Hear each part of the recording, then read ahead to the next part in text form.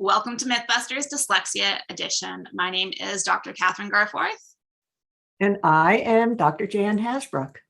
Another myth of dyslexia is that far more boys have dyslexia than girls.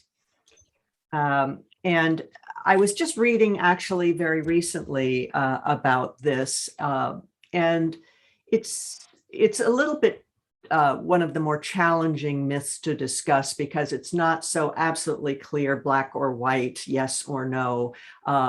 What we can say is that for a long time, we were wrong, believing that significantly more boys had dyslexia than girls. What we do know was true and remains true is that more boys are referred and identified as having dyslexia.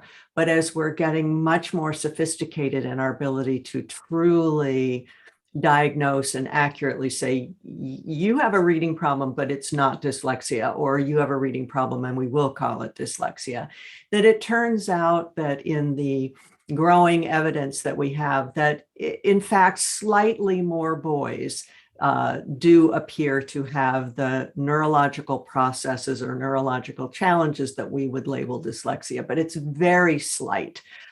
So when we look at systems where they are still much more identifying boys as having dyslexia than girls, we have to look at how they're doing that identification, because the numbers should be, when we truly understand accurate diagnosis, the numbers should be very close. But in the best studies, it does turn out that slightly more boys are correctly identified as having dyslexia.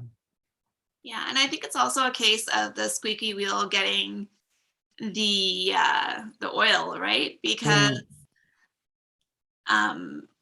boys seem to be more, I mean, this is a generalization, right? Not saying that boys are more trouble than girls, but girls typically tend to retreat into themselves and try to hide it, mask it, whereas the boys can be more obvious about it. And we'll see those behaviors issues, and those do occur in girls as well. It's just more prominent that we're seeing it in the classroom, at least historically, in the male population. Yes, we're probably seeing more of that externalizing or acting out behavior in boys than girls. But you're absolutely right. Girls and boys can internalize problematic behavior and shut down. But when teachers in general see that externalizing behavior, it causes them more problems and they notice it more. Whereas a very wise and well-informed teacher should also pay attention to the children who shut down, get the tummy aches every time there's a reading activity to do, attendance issues, all those kinds of things can be signs that we should be taking a look at academics perhaps a little bit more carefully. But yeah, the kids who act out, often boys, get the attention of teachers, and then we try to label the cause of that. And in some cases, it may be a byproduct of their academic challenges, just like, I'm done with this. I don't want to do this. This is making me angry, and I'm going to show you in the way I know how. Exactly. And at least up in Canada, I know we have problems with access to the number of psychoeducational assessments and that we require for the diagnosis of a specific learning disorder, which dyslexia is. And so it's purely a numbers thing. So the kids that are causing the most problems are going to get the publicly funded psych eds.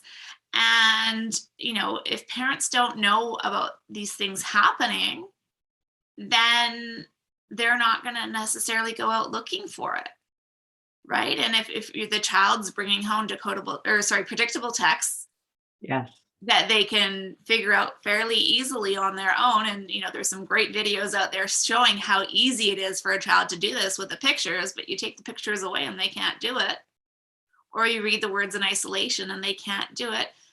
Parents are busy and they don't have the time for this. And again, like with COVID-19 happening, I know at least in my area, there were a lot of parents that had that light bulb moment and were like, wait a minute, they're not at the level that I thought they were, and they're not doing as well as they should be doing. There's a problem. And, more things are coming out of saying like, oh, well, let's do this and look into more why there's struggling.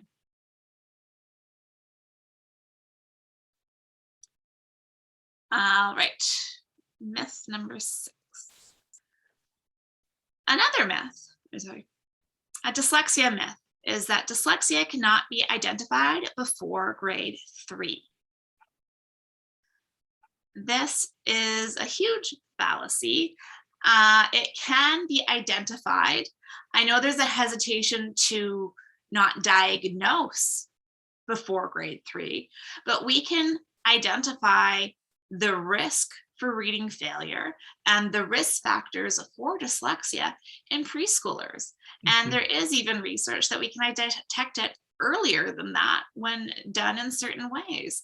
And we're very fortunate for some of the researchers out there and the tools that are being available. I mean, the Gab Lab and is it Early Bird?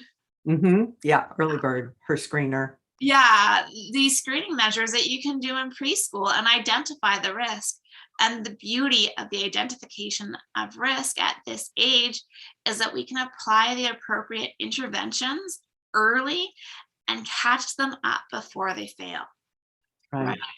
Get those skills to where they need to be so they're not going to develop as severe of dyslexia, or That's we may right. not even notice it. And there's been studies done around the world where we've seen the evidence for this, not necessarily in preschool, but in kindergarten, grade 1. If we do those interventions early and are able to catch them up while they're still just learning to read, it's a huge benefit. Completely life-changing, because every parent knows the detrimental effects on their children's psychological, emotional well-being, their